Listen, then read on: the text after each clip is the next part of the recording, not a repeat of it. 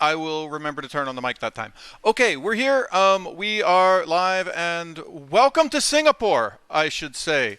You will notice there is no green screen behind me. That is why we're late. I tried to build a green screen in 15 minutes.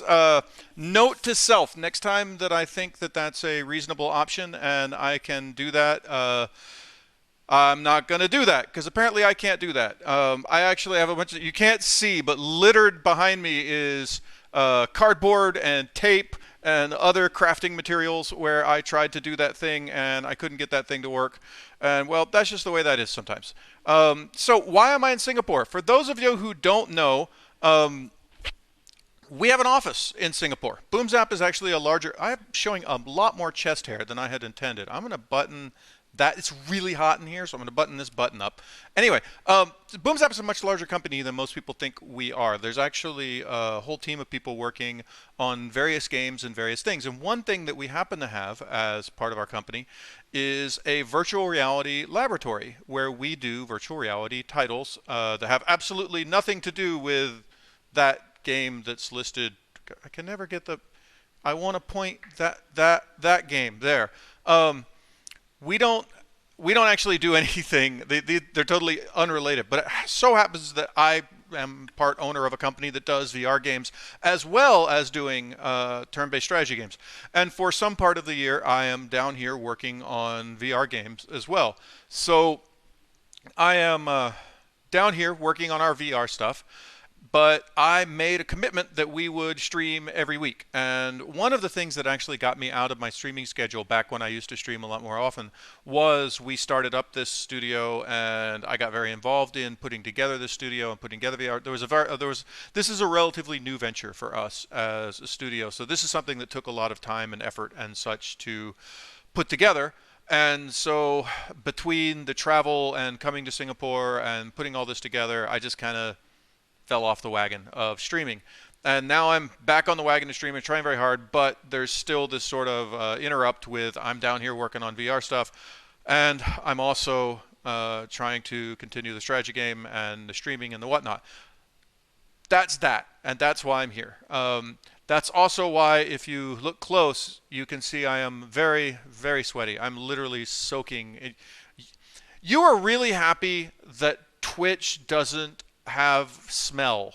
Like if there was like a scratch and sniff Twitch, you would know.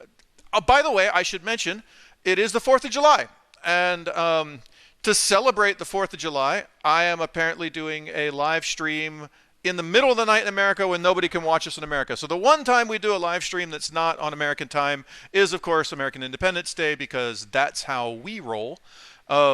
As a celebration of American Independence Day, I went out and had barbecue.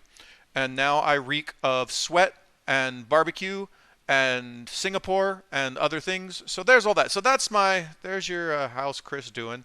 I got a list of stuff I want to talk about. I want to talk about all the stuff that's there.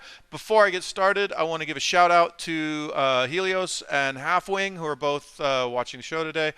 Thank you so much for coming along. Happy we can finally do a broadcast at a time that is convenient for you guys. As a side note, we'll probably be doing about the same time next week. I'll still be in here, Singapore, next week.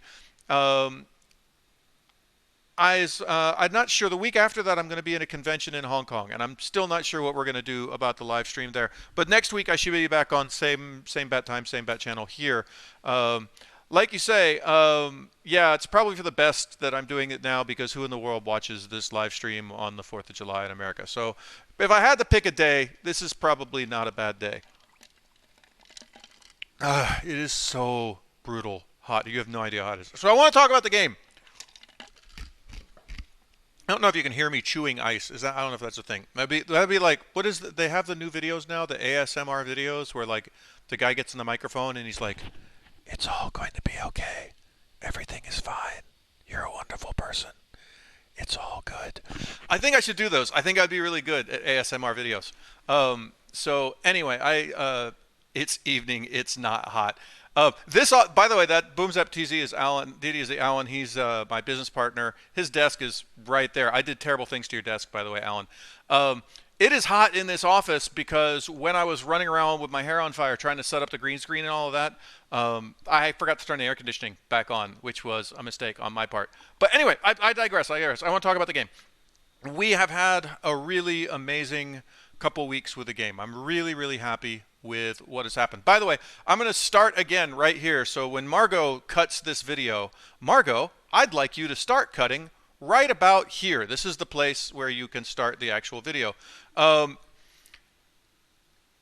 Whoa, I got confused. I was doing a thing. Yeah, Margot, start the video here because this is where I'm going to talk about the game. So we've had a great week in making the game. It's been a lot of big changes. A lot of really wonderful things are happening to the game. We're playing the game. We're having a lot more fun.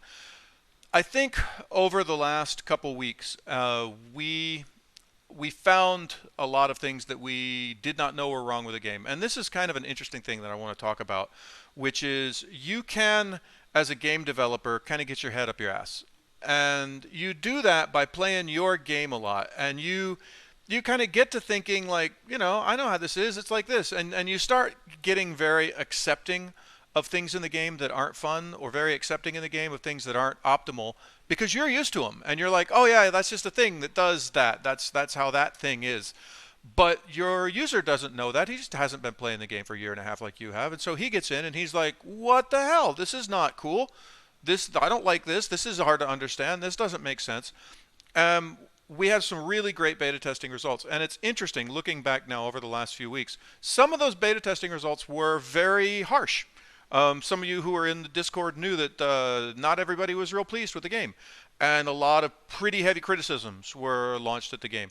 And there's two ways you can take that. One way you can take that is, hey, this is my game, you can get all, butthurt about it and get all precious about it. Or you can say to yourself, maybe this person doesn't know how to fix these problems, but this person does absolutely know that he's not having fun. And I can't argue with that. If somebody gets into my game and they're not having a good time, I can't tell them you're wrong. They know if they're having fun or not. That's up to them. And so it's my job to figure out why they're not having fun. It's my job to figure out how to fix it. And we had some great, and there's a couple big, huge notes. And there was actually a note, I want to say it was Helios, actually, that gave a very specific note that we talked about a lot in the office. We actually, Alan and I had big, long conversations about it. And the note was that the game felt clunky, that the game felt like it was difficult to do the things that you wanted to do. It took too many steps, was too difficult to make things happen in the order that you wanted them to happen. And we looked at a lot of different solutions, and you guys have heard some of the things that we've talked about over the last couple of weeks for how we've been solving these problems.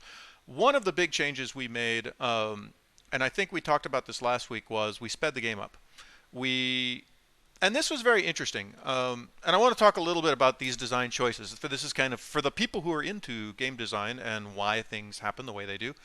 We originally set the game up with very long moves for the units. So, cavalry units could move 5 or 6 hexes. We had big maps and you could move very quickly around the maps. On the good side, you could have very big maps. You could move very quickly around the maps. That was nice. On the downside, you had a hard time catching people. You would have your horse here and somebody would have his horse here and you'd be like, okay, I'm going to go this way and catch him, and he would go this way, and you would end up kind of circling each other. And it got kind of, to be honest, it got kind of boring, and you felt like I can't pin anyone down. I can't find them and make them come to battle. And so our solution to that, and this was quite a long time ago, our solution to that was, let's bring all the move down. So you pretty much have a much more limited there's only so many hexes this thing can move to. And so when I'm thinking about, I want to attack this cavalry unit with my infantry unit, I know that cavalry unit could only be here, here, here, or here, so I could pick one of those 4 spots and try to get to it. That worked. It did make that thing happen. But it had a knock-on effect, and that knock-on effect was things moved slower. And so you spent a lot more time dragging your units across the map laboriously. And then we responded to that by saying, okay, let's make smaller maps. And the smaller maps helped, but the smaller maps also kind of felt less fun, and they created more bottlenecks. And the problem with this game is because we made a decision very early on in the game that we weren't going to be able to stack units or have units pass over each other. And we made that decision because either one of those decisions would have created a huge number of knock-on effects. If we imagine that the units would pass over each other, what happens if a unit attacks when two units are passing over each other? Which unit gets hit? Which unit takes damage? Blah, blah, blah. It becomes very, very difficult to understand that kind of game. And so we made the decision very early on that at any given time, any one hex could only hold one unit. And in a game where any one hex can only hold one unit, then if I create a place where there's a isthmus of land or there's a pass through the mountains or something like that, then I can only get one unit through that. And if that one unit can only move one hex a turn, I might have some cavalry backed up behind them or a bunch of other units backed up behind them. You know, they're funneling into this space, but they're all going to be limited by how fast that first guy goes. And the bottlenecks got quite bad in the game. Made the game feel really clunky and really draggy. So we increased the movement. And I did that very quickly one weekend, and the very first game we played over that, we felt it was really fun. Now, why didn't we have the same problems that we did before? Well, at some level we did. But what I did is I put the movement somewhere between where it used to be and where we put it later. So it's not as fast as it used to be, but it's not as slow as it used to be. It's somewhere in between, which is obviously the old Sid Meier do everything by halves and doubles. You know, all right, well, we thought it was here. We made it half as much. That was too much, so we went to halfway between the two. That was part of the reason why the solution seems to work. The other part is we've added another wrinkle to this.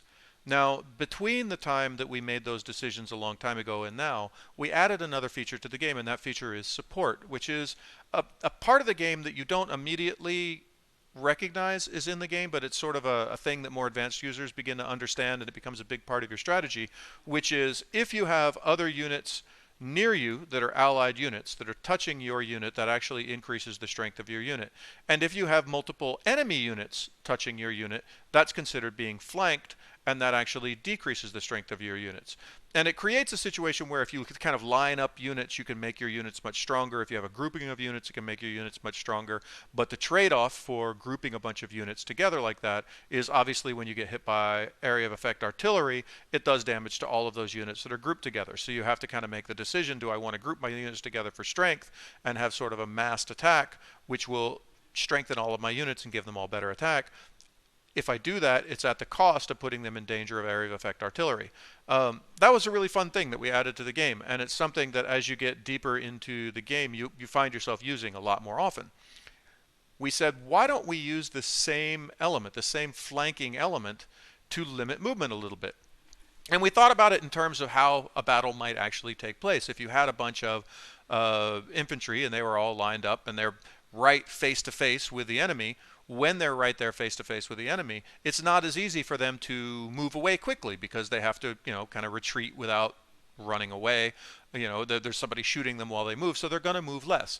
And so what we did is we said when you are flanked, you are actually going to get a penalty to your movement. I can actually show this. Hang on, I've got a... Hey, there's a game. I can kind of give an example. I think I have to go set it up. Let me make a quick skirmish map. We'll play with Olivia here. Yeah. I'll show an example of what we're talking about real quick. We did some new stuff with drawing cards too. I'll get to that in a second. But for the moment, let us for a second say that I put this militia guy here, and I put this militia guy here, and I put this horseman here, right? And let's put this support unit back there in between all of them. All right. Sure, I'm happy with that. All right, so now we can actually look at these units, and because they're all sort of right next to each other, let me take my turn for a second. Yeah, someone asks in the thing, is there a minimum move of when I'm flanked, or can it render me immobile? We actually had that discussion, and there was some discussion about, hey, maybe it would be fun if you were, you know, completely rendered immobile, but we decided that was not cool. So instead, my game seems to be behaving a bit oddly. I'm not sure what's going on. How come all those units I summoned didn't show up? I may have a board. There they all are. I don't know what's going on. That's weird. Anyway, so now you can see all the units. There they all are in the game. And if I see him, you can see that he is supported by 4 units, right? So I've got 1, 2, 3, 4 units around him. So this guy is at the moment super strong. He gets a +4 to his attack for being surrounded by all of his friends, right? Um, this guy here's over on the edge. He's only got 2 friends around him, so he's actually only supported by 2 units. So this is. I should make a note, by the way, MJ. The little icon that we're using for support, we might actually want to put a number in that. So like right now where it says supported by 2 units, I don't know why we don't have that little crossed sword thing have a 2 in it, or I don't know, maybe we could have more swords. So like if I was supported by 4 units, maybe there's 4 swords there. That might be nice to have a different, so I wouldn't have to actually hover over and see how many things I'm done. That'd be a cool thing to do. But you can see now you're supported by that. It works the same with flanking. If I have a bunch of units around me, I'll be flanked by more units. And if I'm flanked by more units, that'll actually lower my movement, and that will allow me to sort of pin the unit. So if we imagined, for instance, that this guy here was an enemy unit, he would currently have 2 units next to him, which would put him at a flanking level of 1. You don't get flanked by just 1 unit. You have to be flanked by 2 units. So he's got 2 units on his flanking level of 1, which would actually decrease his movement by 1 to a minimum of 1, which means he's going to move away a little bit slower. Speaking of tactics bonus, is it intended that the bonus checks at the start of the turn rather than where combat happens? How buffs works is inconsistent. Things like native terrain work on attack resolution rather than your position was at turn start. I believe it's all supposed to work on where you were when the turn started.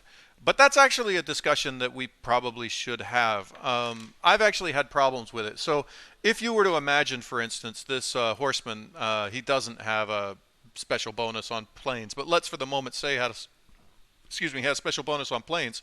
If I ran him down into this scrubland,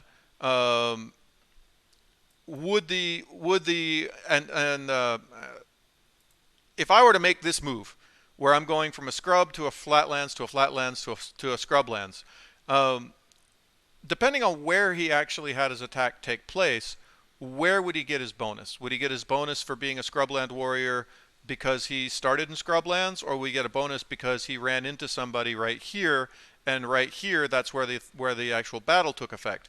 There is also the question of, let's say, for instance, he were to attack that unit. Let's say that was an enemy unit. Does he get a bonus for where the enemy unit is, or a bonus for where he is when he's attacking? Right now, it's supposed to set up for the bonus comes from where you were when the turn started, because that's the thing that the player should understand, right? Look, I know where I am. I know how to calculate my bonus. So it's supposed to work like that. If it's not working like that, it's a bug. There are people who have asked, maybe it makes sense if I run into the woods and I attack somebody in the woods, I should get the benefit for the woods. But I find that a little bit difficult to understand. Yeah, I know we got rid of scrublands. I just needed an example, Patrick. Thanks. But my point stands. I think it's more understandable for the player that the bonuses all be based on where your unit started its move. And so if we're seeing things that are not that, I think those should be tagged as bugs, and we should go fix that if there's something that's inconsistent there. That should be like that. So getting back to increasing movement. So we increased movement. Now the next thing we considered in trying to get the game to be a little snappier and a little bit more quick to play is right now, for instance, here let's take this cavalry guy down the road for a minute. Yeah, I'm okay, whatever. Come on, Mr. Cavalry. All right, so let's say I wanted to take this bridge, right? So right now I can move on to this bridge, and we considered the idea of actually capturing that bridge just by ending your turn on it. And in fact, we considered it so much we implemented it. So we had a build that we played for a little bit where when I landed on that bridge, if I was on that bridge at the end of the turn, I would take that bridge over. It did make the game go faster, but it had a knock-on effect that we didn't really like, right? So for instance, if we look at this spider down here on this tower, if I were to run this horseman over into that tower, oh yeah, you can't capture bridges. You get a little bit of money for the bridge if you capture the bridge. You also get victory points for it. You can also, by the way, fortify on the bridge. So you can actually stand on the bridge and get extra fortification points because you're like taking a stand on the bridge. People don't use fortification very much. It's one of the things I think we need to explain to the players better. I feel like people don't really know how fortification works, but that's an aside. Getting back to this horseman, let's say I ran this horseman over here and attacked that spider. And let's say for the moment I don't have enough attack to kill that spider, but let's say for the moment that I killed that spider. I ran over there, I kicked the spider's butt. I won't right now, but let's pretend I did. I would immediately take that tower. What that means is if that spider wasn't there, so for instance, if I ran onto this port and immediately took that port, it means if I wanted to defend that port, I would have to keep a person on that port all the time.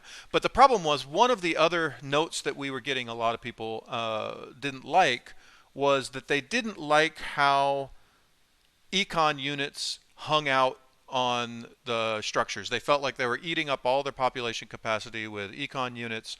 They didn't really think it was fun to have an econ unit just sit there and milk structure for extra money. That was not a thing that people enjoyed. And so we were trying to get away from you having to leave units on your buildings.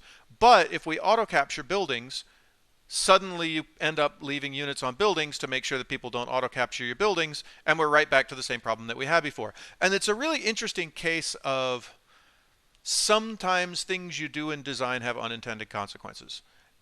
Nobody, when we came up with that decision, really thought about that. When we implemented it and we played the game, we quickly found that you were losing your city very quickly. It was very difficult to defend anything. The only way you could defend something was to put something on it to defend it. You couldn't like come rescue it. There wasn't any chance. If I bring this horse over on this port, if that spider there doesn't like it right now, the spider can do something about it. The spider can come over and attack or shoot me or something. He could stop me from taking that. But in an auto capture mode, I would automatically own that thing. And we just felt that didn't play very well. So this is one of those cases where we implemented something, we played around with it, we didn't like it. The response on it from our team wasn't good. The response from the users wasn't good, so we went back. It's easy to get discouraged when you're making a game, when you make decisions and the decisions don't work out. It's very easy to get mad at yourself and say, oh, we shouldn't have done that, or we should have known better. But I don't know. That's how you make art, I guess. So anyway, there's that. I wanted to talk about another thing that we got into with econ and how we changed econ. So it used to be the case that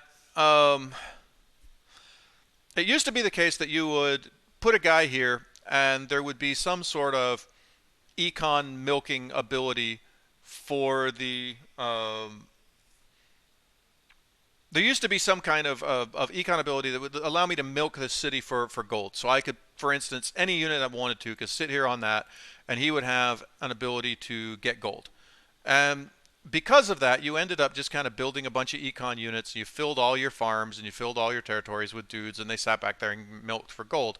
And because of that, we had to make a higher number of units that you could have, because the higher number of units would allow you to have your econ units and to have the units that you're going to fight with. And we kind of didn't like that. I never had, and this is one of those cases where I never had a problem with it. I didn't mind, but that's because I had a certain play style, and we had other people play the game with different play styles. They didn't like it, and we realized that it was a weakness in the game. So what we changed is we said, instead of that, why don't we make the buildings upgradable? So you'll now see, if I get you out of the way and I put a builder unit there. Actually, no, you're a builder unit. You can build. So if I have a builder unit, why can't I build? Oh, that's because it's already all the way upgraded. So let's bring this builder unit over here real quick. When I do, you'll notice that this little village has a little flag on it. And the little flag has 2 stars. And that's because it's been upgraded twice. And the reason we did that is we said, what's actually happening when we upgrade a building? What's actually physically happening is very similar to what we were doing before. Before, you would pay more money to get an extra unit, but that unit wasn't going to do anything but stay on this building anyway. And he was going to sit there and milk this thing for money, which meant that that building was now going to produce more gold as long as I left that unit there. So we said, well, why don't you just spend the gold to upgrade the building, And by upgrading the building, you get more gold, and you don't have to keep a unit there. So we actually included a number of upgrades for buildings. So now if I want to build, let's say, a tower, I build that tower, bing bada boom, yay, I have a tower. Yeah, I'm cool, I don't have to move all my other dudes.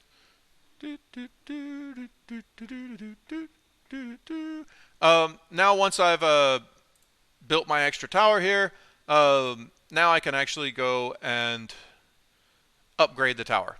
And there's actually 3 levels of upgrade. Each level of upgrade will give you new things that you can do on it, higher levels of fortification, will give you more gold, your rest and recover will do better, etc., etc. So your unit becomes or your structure becomes a much stronger unit by upgrading it. So now I can do that. I upgrade it a few times, and then when it's upgraded, I move off and I kind of go do what I want to do. There is a note that the flag position is suboptimal because you can't see it when there's a unit on it. I know. Problem is, there's not really anywhere else to put it. If you kind of look at how big the grid is, there's not a lot of room on this place to put stuff. I mean, we could maybe move it to the side a little bit or something. We're really struggling with just how much stuff there is on a hex. Because you've got a unit, you've got fortifications. Sometimes the unit's got things on it. It's got a flag on it. There's a lot of information on a hex. We're still playing around with it. We originally thought, hey, maybe the structure would actually change, and we'd have 3 different levels of structure, and blah blah blah. The problem is now we have to explain to a player. He has to remember, oh, this is that and this is that. And we actually thought it was really easy to just click on something and be like, hey, look, there's 2 stars. I know what 2 stars means. Like, we thought that was pretty easy to understand. So we'll see. We'll play with it. I think we may move some stuff around. But anyway, that's a new thing that we did. The other thing that we did is we have a lot of mechanics in now for drawing cards. What we found is people really enjoy playing power cards. The power cards allow you to have a lot more freedom about where you do things and how you do things, and you don't always have to do stuff right next to the unit that has the power. So we actually gave the different structures more different cards that you could draw. So there's tower type cards and castle type cards. We're also looking into some units that can draw cards as a possibility. So instead of having 5 powers on a unit, the unit may have 1 power plus a card draw power, and the card draw power may allow you to draw some relatively powerful cards. We're looking at that as a possibility for some of the mages. It's something we're thinking about. But in general, we're moving a lot more towards, we find that it's really fun, and there's a lot more sort of availability for you to change what you're doing and do new things by giving you a number of different cards and letting you play those cards, as opposed to creating units that just have a whole lot of abilities. We find people get kind of overloaded by all the abilities. Hang on a second. I'm going to read back on chat. There's a bunch of chat going on. I want to get to these questions. Something I've not brought up before: how do people feel about neutral units moving around the time during the game? It feels quite random and pretty annoying. If you try to kill a peasant, but they leave the building, now what? They could theoretically repeatedly interrupt your capture, but chasing them down wastes a lot of time. Feel it's unnecessary.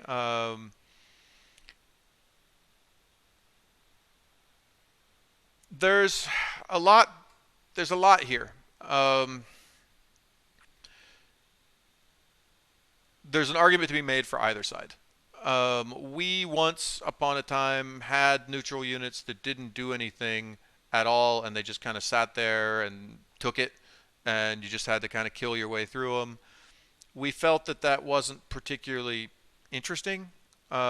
We tried to get them to move a little bit more intelligently. Problem, of course, being if I kill them, do they, what for a good example, I have a musketeer unit on a building. Can he shoot? I don't know. How much gold does he have? Where does he get his gold? How much gold does he have? Does he have unlimited gold? Does he actually draw gold from the structure that he's sitting on? If he's a neutral unit on a tower, does the neutral unit on the other side of that belongs to the same neutral group that's on the other side of the map, does that unit provide gold for him? If that unit is killed, would this musketeer go and kill the thing that killed his friend that was getting the gold? I mean, there's sort of a how deep down that hole do you want to go? I don't think right now they're behaving optimally. But there's actually a much larger conversation in there, more than just, do they move or do they not move. There's a much larger discussion about if they have abilities, how often can they do those abilities.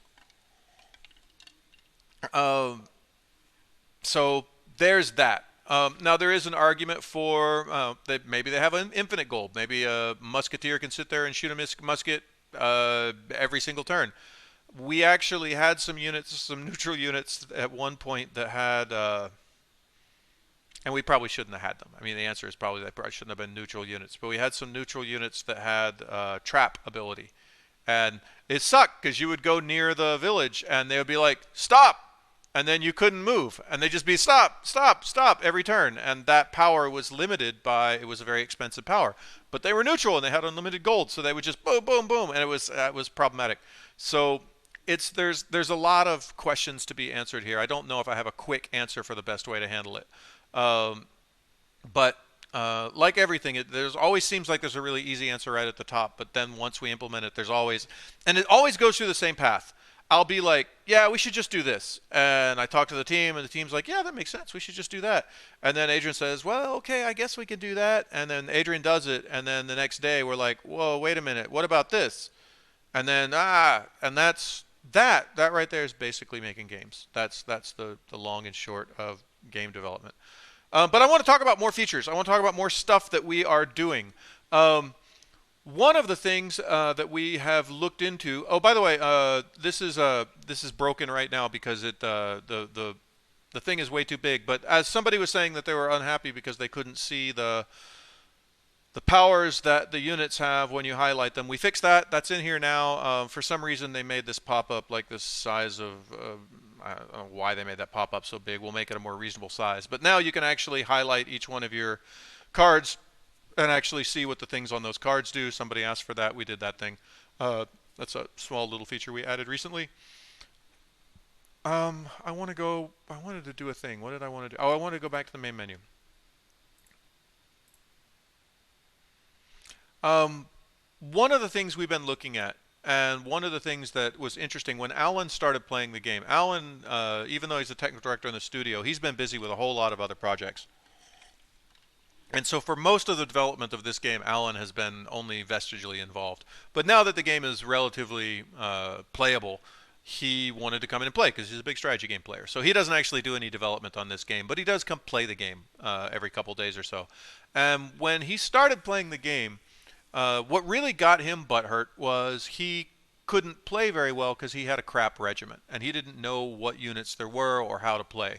And we realize that's a problem. Now, obviously, part of how we want to solve that problem is we want to have players play through the campaign and learn the units and learn how to play through the units and sort of open up units that way. But the other thing that we thought might make a lot more sense is to um, give the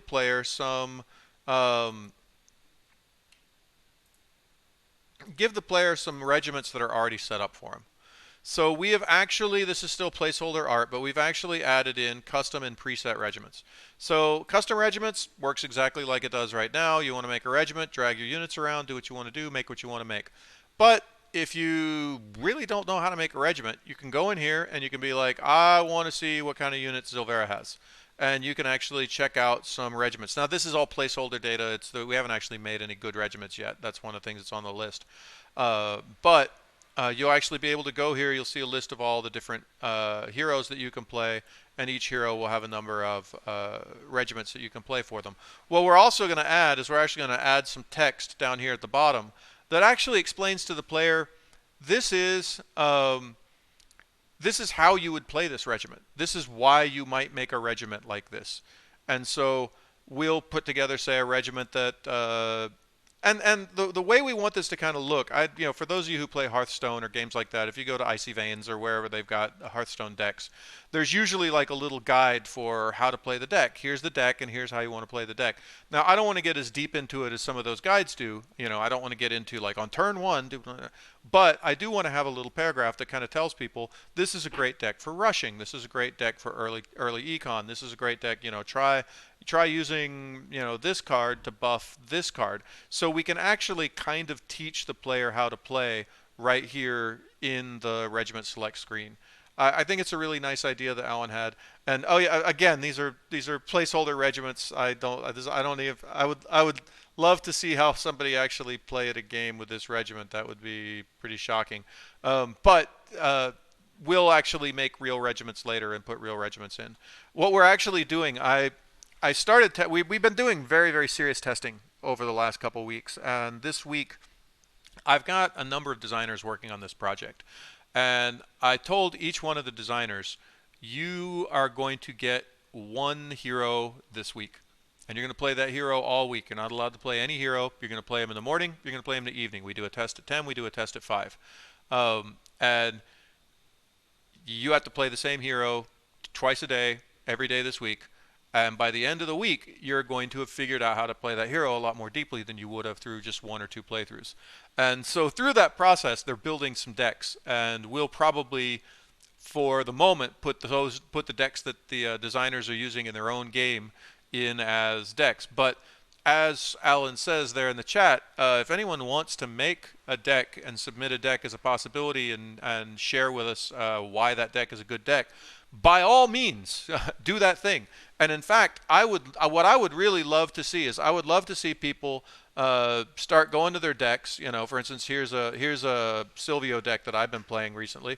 Do a little screenshot, do a little cut and paste screenshot, put that over in Discord, and show us your deck. You know, if I were from New Zealand, that'd sound like, show us your dick, and it would be funny. Show us your dick. But anyway, you could come show us your dick, and we can see what you're playing and how you're playing.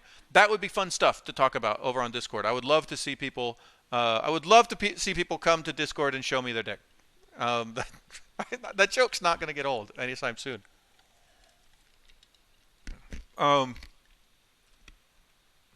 Oh, silly Alan, you can name your deck. It's right here. Look, Alan's all like, I want this feature that you implemented like 6 months ago. I can call this feature Alan is silly. See, look, there, that's how you name your deck, Alan. See, look, your deck is named Alan is silly. No, that's not your name. Your name is, your name is out here. Like, that's your name. My name's Nine Squirrels. Or I could call it Alan is stupid. See? And then if I go in and I want to play a skirmish game, you will see that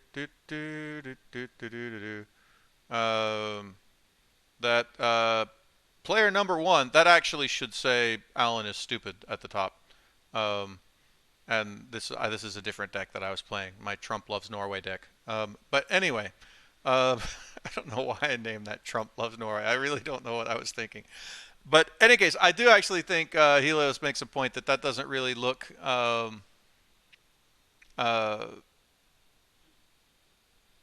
whoa, brain fart. Totally forgot what I was saying. Doesn't really look like a text entry box, so we should probably fix that. Hey, MJ, can you make a note that we should have a box that looks like this? Here. Right here, that should look just like the box, just like the Nine Squirrels box. That would make more sense. You might also name it, my server will be having spontaneous downtime tomorrow. You probably shouldn't mess with your technical director to the level that I do. Oh, yeah. All right. What else have we done recently? Oh, I want to talk about a fun idea I had. This isn't actually a big, huge feature, but we're adding plants into the game. I am actually making a race of plants. And I'm doing that because I've always wanted to do that. Alan was playing the game, and he was having really fun playing with trees. And he was like, man, I really want to make a deck that's got more trees in it. And I realized that one of the things that we probably have done a little bit wrong in the game is there aren't very many races. And I'd like to have a couple more races so that there's a couple more things that can be sort of crossover buffs that only work on like this esoteric race or that esoteric race. But it actually works across like 2 or 3 esoteric races. So you're like, oh, this card is a good card. So for instance, I want to have a thing that I was right in the middle of saying something. I want to have a card that's like this card heals plants and beasts, And I can think of a number of heroes that would work really well in. It worked really well with Zilvera because the plants are going to be working on mana, and she's a heavy mana deck. It would also work really well with Zangor, who's a hero that we have coming up later, who is a beast-heavy hero, and he'll be having a lot of beasts. There's a lot of different stuff. So yeah, we're going to have a plant race in. I am actually taking suggestions on what would make cool plant units. So I see Helios is like, I don't want all of them to have a move of 2. Some of them will be slow. They are plants. But I would actually be very interested to hear, what do you think would make a cool plant unit? We're actually going to be putting a couple more units in the game. One of the things we realized is we wanted to put a bunch of new units out as consistent updates. And we want to put new heroes and new things out. And so one of the things, we actually have a whole lot of content already. And we actually pulled a bunch of that content out and said, let's balance out a smaller group of content, get the balance really good, and then later on add some of that content back in so we can balance it sort of more systematically. What I noticed is if you try to go make a regiment right now, and you look at every card in the deck, we've got about 5 pages worth of units. I think we got 3 or 4 pages worth of powers. It's a reasonable amount of content, but it's not a huge amount of content. And I would like, when we go into early access, to have a little bit more content. And we actually have a lot more units. We have a lot more. Right now we've got 4 heroes in the game. We actually have 9 heroes built. I don't want to give them all away right now because I want to balance them slowly as we go forward. But I think we need to add a few more in right now because I think right now the decks are a little bit too samey. I want to have people have a little bit more freedom to make something interesting. So we're going to be adding in a couple more cards, but it also means if I add in those cards now and I've made the promise that we're going to be putting more updates and stuff later, it means I got to go make some more content for the update later, which is one of the reasons why I wanted to have plants. So if anyone's got any cool ideas, not just for plants, I'm actually interested in anything. If there's some kind of cool stuff that you want to see in the game, now would be a great time to go over to Discord. Well, not like this moment, but in the next few weeks would be a great time to let me know. Like when I'm playing this game, I thought it'd be really fun to have a hero that did. I'm not promising that we'll give you that hero, but actually I'm actively looking for those kind of comments right now. So if anyone's got anything they're really looking forward to seeing, I'm happy to look into that.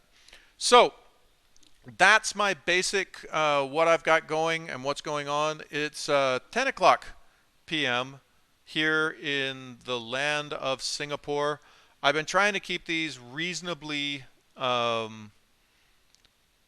slow or reasonably short because I know people just don't have time to go watch an hour-long video.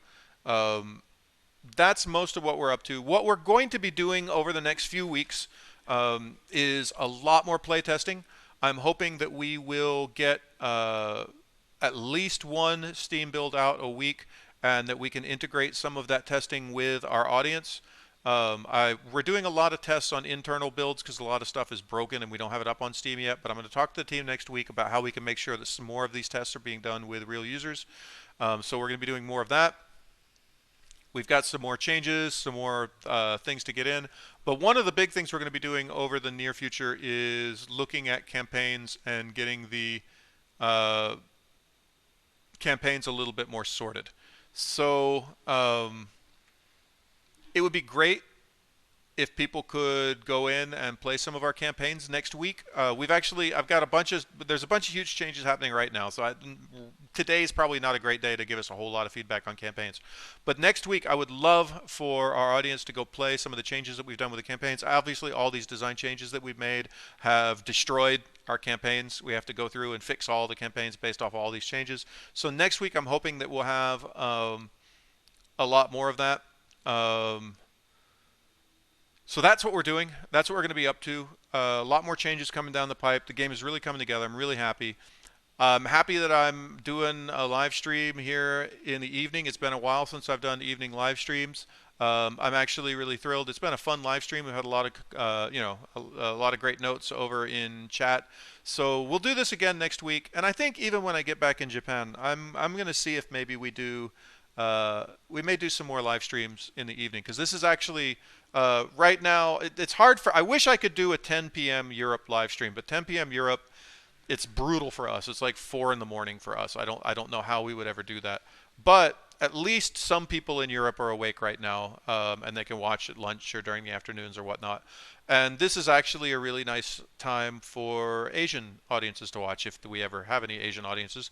So I might try to start hyping out doing a show around this time every now and then. We're trying to get, one of the things I would like to see happen is to see us develop more people playing this game in places like the Philippines and Southeast Asia. And this is a great time for them to watch Twitch and see what's up. So we'll see if we can do more of that. Uh, that's what I've got for today. Thanks very much for coming. I'm sorry, and I'll get music and green screens and all that set up next week. I tried. I was out having barbecue. I came here too late, and trying to set up a green screen and fix your microphone and all of that in 15 minutes, not a good idea. Don't do that. Hopefully you guys had fun. I'm going to go. Thank you very much for tuning in. There is always the Discord. If you know anyone who's interested in games like this, one of the big things that we could really help us right now is to get them to go wishlist us on Steam. Wish lists are free, my friend. You don't have to pay anything for a wish list. Wishlist us up. Get everyone else to wishlist us up. Get to the Discord. Let us know what you want on the Discord. Get them to come to the show. And let us know what we can do to make this more fun for you. Happy 4th of July, America. Yeah, that's what I got. Thanks, everybody.